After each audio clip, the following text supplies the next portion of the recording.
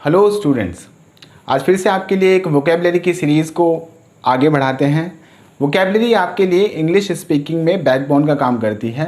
जितना आपका वोकैब अच्छा होता है उतना ही आप अच्छे से इंग्लिश में बोल पाते हैं। वोकैब अच्छा होने का सेंस ये है कि आपको उनके मीनिंग्स पता होनी चाहिए, आपको उनका प्रोनाउंसिएशन पता होना चाहिए कि कैसे उन्हें आप प्रोनाउंशिएट करते हैं। तो इसी चीज़ को आगे बढ़ाते हुए I Rahul welcome you to my YouTube channel Technotech Vidya. और वीडियो को ज़्यादा देर ना करते हुए हम अपने टॉपिक पर चलते हैं।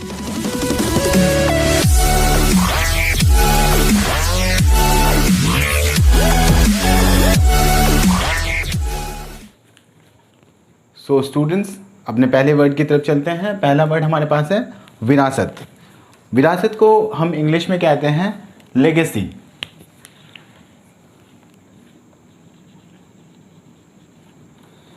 लेगेसी मतलब जब कोई चीज़ आपको विरासत में मिलती है वो आपको लेगेसी में मिली है।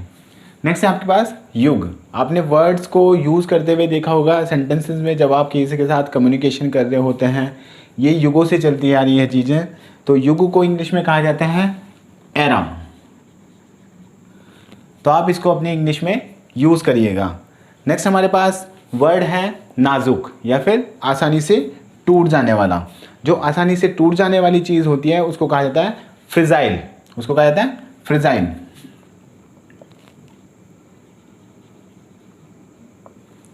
उसको कहा जाता है फ्रिजाइल। नेक्स्ट हमारे पास है संकेत या फिर भ्रम। आपने एक शब्द सुना होगा इल्यूजन। इल्यूजन का मतलब होता है भ्रम। तो यहाँ पर भ्रम तो वही चीज़ है। यहाँ पर भ्रम तो कहा जाता है इल्यूजन को, पर हम किसी को अगर इंडिकेट करते हैं कोई चीज़ तो वो कहलाता है संकेत। वो कहलाता है संकेत। तो संकेत को हम कहते हैं एल्यूजन। एल्यूजन। नेक्स्ट वर्ड है हमारे पास शांत करना, धीमा करना या फिर मिट्टी में मिलाना। तो इसको कहते हैं हम मिटिगेट।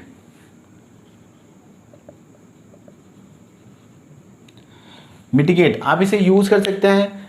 मिटिगेट योर एंगर या फिर किसी और भी चीज़ को आप कम करना, शांत करना, आप उसको कहते हैं इंग्लिश में मिटिगेट। नेक्स्ट वर्ड है हमारे पास कवच। कवच को कहा जाता है इंग्लिश में आर्मर। आर्मर हम एक हथियारों से लैस गाड़ी को भी कहते हैं जो कि आर्म फोर्सेस यूज़ करती हैं।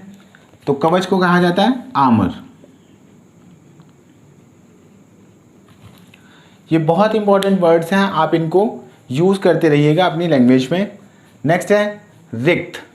रिक्त मतलब खाली, खाली या फिर शून्य या फिर कहीं पर कोई चीज़ नहीं है। इसको कहा जाता है इंग्लिश में वॉइड। क्या कहा जाता है इंग्लिश में? वॉइड। तो आप इस वर्ड को भी यूज़ करिएगा अपनी इंग्लिश लैंग्वेज में। नेक्स्ट है आपके पास झगड़ालू स्त्री। तो आपने देखा होगा कि बहुत से लोग ऐसे होते हैं जो फीमेल्स होती हैं जो लड़ने झगड़ने में बिलीव करती हैं। डोंट माइंड, ये सिर्फ कुछ पर्टिकुलर्स के बारे में ही बातें हो रही हैं, सभी लोग ऐसे नहीं होते। तो झगड़ालू स्त्री को कहा जाता है विक्सन, या फिर आप इसके लिए यूज़ कर सकते हैं फीमेल फॉक्स को भी आप विक्सन कहते हैं। नेक्स्ट है हमारे पास भद्दा, असंगत। भद्दा या असंगत जो होता है हम उसको इंग्लिश में कहते हैं ल्यूडिक्रस। इसका दूसरा मीनिंग ये भी आ सकता है कि हंसने योग्य, जिस पर हम बट ऑफ लाफ्टर कह सकते हैं हम इसको, कि जिस पर हम हंस सकते हैं, ल्यूडिक्रस। नेक्स्ट वर्ड है हमारे पास द्वेष। द्वेष को कहा जाता है एबोमिनेशन।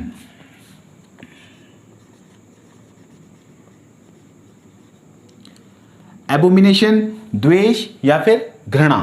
किसी से अगर आपको ईर्ष्या है, घृणा है या फिर द्वेष है तो आप उसके लिए क्या रखते हैं अपने दिल में? एबोमिनेशन।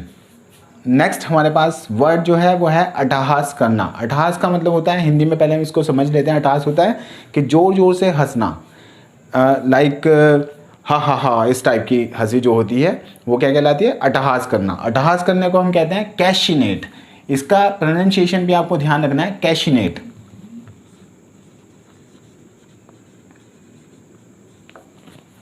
कैशिनेट इसको कहा जाता है।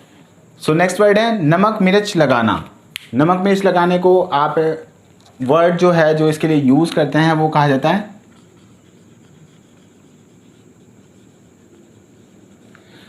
एम्ब्रॉयडरी, एम्ब्रॉयडरी एक्चुअली कसीदापन भी कहलाता है। कसीदापन का मतलब होता है कि कढ़ाई या इस तरह के जो काम किए जाते हैं उनको भी एम्ब्रॉयडरी कहा जाता है। बट इसका यूज़ आप नमक मिर्च लगाने के लिए भी करते हैं कि एम्ब्रॉयडरी करना किसी भी चीज़ के लिए। लाइक न्यूज़पेपर आजकल क्या करते हैं, या फिर न्यूज़ चैनल्स भी आजकल यही कर रहे हैं, किसी भी एक न्यूज़ को एम्ब्रॉयडरी करके उसको दिखाते हैं या फिर प्रिंट करते हैं। नेक्स्ट वर्ड है हमारे पास पूरी तरह थका होना। इसका मतलब ये होता है कि हम जब बिल्कुल निराश हो जाते हैं किसी चीज़ को करने के बाद, फिजिकली भी और मेंटली भी, तो पूरी तरह से थक जाना उस चीज़ के लिए हम करते हैं पूरी तरह थका होना। इसे हम इंग्लिश में कहते हैं फोरडन।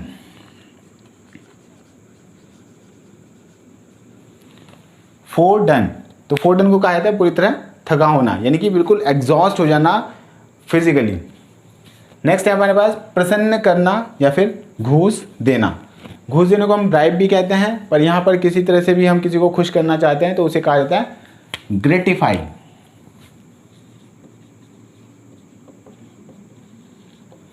ग्रेटिफाई। नेक्स्ट वर्ड है हमारे पास संदेह पूर्वक। संदेह पूर्वक को हम कहते हैं पेरिलसली।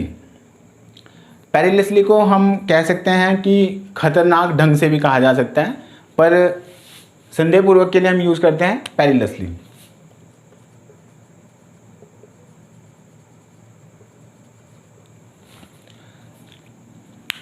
इस वर्ड का यूज़ आप जब करें तो इसका प्रोनाउंसिएशन पे ध्यान दें, पेरिलसली, पेरिलसली।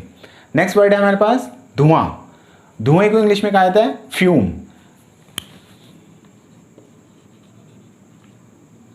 फ्यूम। और फ्यूम को आप क्रोध के लिए भी यूज़ करते हैं। क्रोध मतलब किसी को अगर गुस्सा आता है बहुत ज़्यादा, यानी कि क्रोध का आवेग, आवेग के लिए भी आप क्या यूज़ करते हैं, फ्यूम का यूज़ कर सकते हैं। नेक्स्ट है आपके पास निष्कपट, खरा या सच्चा, यानी कि जिसके अंदर कोई कपट नहीं होता, जो बिल्कुल सच्चा इंसान होता है, आप उसके लिए यूज़ कर सकते हैं कैंडिड, यानी कि कैंडिड। कैंडिड वर्ड बहुत अच्छा वर्ड होता है जिसको आप यूज़ कर सकते हैं अपनी भाषा के अंदर जब आप इंग्लिश में बातें करते हैं, कन्वर्जेशन करते हैं।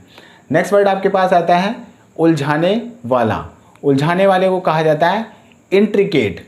इंट्रिकेट का सेंस मतलब कि उलझाने वाले, जैसे कोई आपके पास कोई चीज़ है जो कि बहुत पजलिंग है, तो पजलिंग वाली चीज़ क्या होती है, आपको उलझा के रखती है। उलझाने वाली चीज़ को कहा जाता है इंट्रिकेट।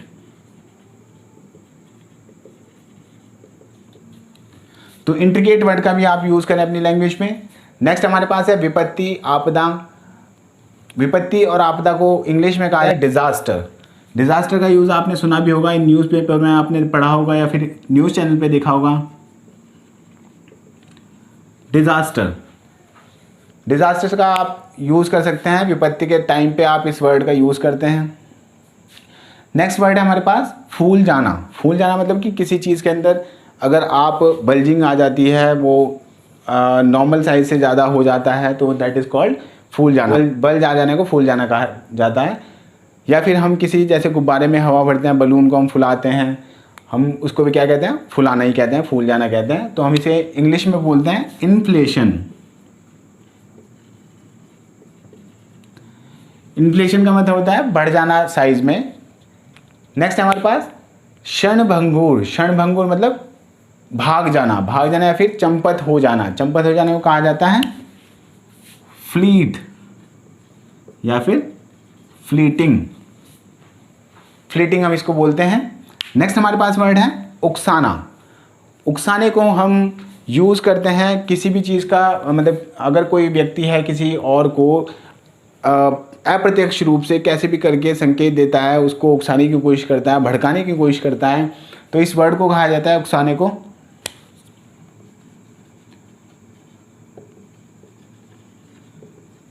इनसाइनुएट।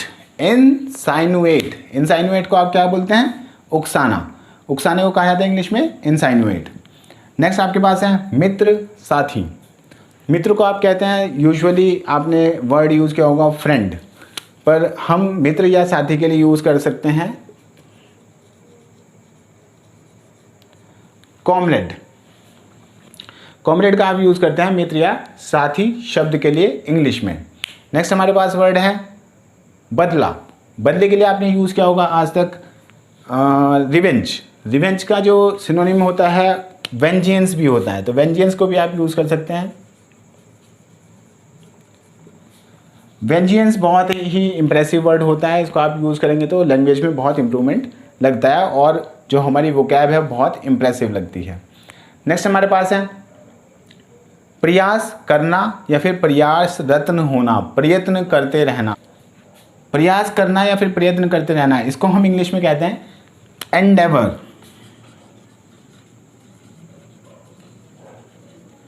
एंडेवर का मतलब होता है प्रयत्न करते रहना या फिर प्रयासरत्न रहना। सो ये कुछ वर्ड थे जिनका आप यूज़ कर सकते हैं अपनी डेली लाइफ में। इन्हें यूज़ करने के बाद आपकी जो वोकैब है बहुत ज़्यादा इंप्रेसिव फील होती है और दूसरे आपसे इम्प्रेस हो जाते हैं कि आपकी वोकैबलरी इतनी अच्छी है। सो स्टूडेंट्स, अगर आपको ये वोकैबलरी का डोज अच्छा लगा है तो आप वीडियो को लाइक करिएगा, शेयर करिएगा, चैनल पर नए हैं तो सब्सक्राइब कर लीजिएगा, बेल आइकन को प्रेस कर लीजिएगा, जिससे कि आपको आने वाली वीडियोज़ की अपडेट मिलते रहें। Thank you.